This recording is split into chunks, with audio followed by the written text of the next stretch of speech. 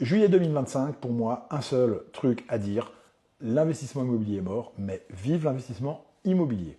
Alors pourquoi je dis que l'investissement immobilier est mort? Tout simplement parce que sur le bilan du premier semestre, on constate une chose. Aujourd'hui, toutes les opérations programmées, c'est fini. Que ce soit dans le neuf ou dans l'ancien, la rentabilité n'est pas au rendez-vous des investisseurs, donc ils se désintéressent.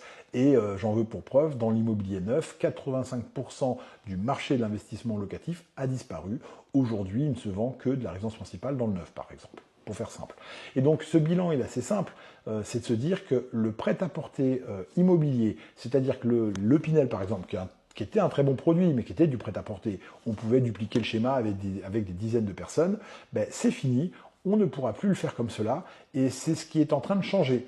Donc l'investissement immobilier locatif est mort sur cette forme-là, mais depuis 6 mois, je constate que l'investissement locatif reprend tout son sens si on revient aux fondamentaux, et surtout si on fait non plus du prêt-à-porter, mais du sur-mesure. C'est-à-dire que moi, ma mission depuis 6 mois avec mes clients, c'est simple, c'est sourcer des opportunités immobilières sur mon marché, que je connais très bien.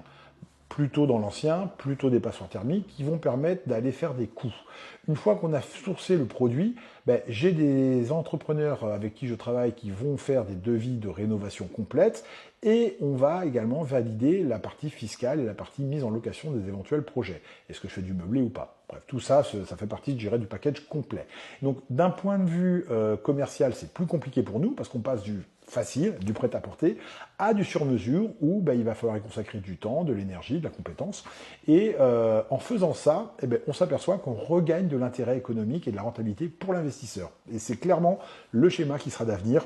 J'en suis intimement convaincu. C'est pour ça que je dis que vive l'investissement immobilier locatif, tout simplement parce qu'on va le faire différemment, mais on peut le faire très bien. Et j'en veux pour preuve, le dernier projet que j'ai sorti dans l'hyper-centre de Nantes, c'est un appartement T2 que j'ai vendu à 50 mètres de la place Royale. Le prix de revient final pour la cliente, ça va être autour de 170-175 000 euros refait à neuf. Donc, un rapide calcul, on doit être à 3 800 euros du mètre carré.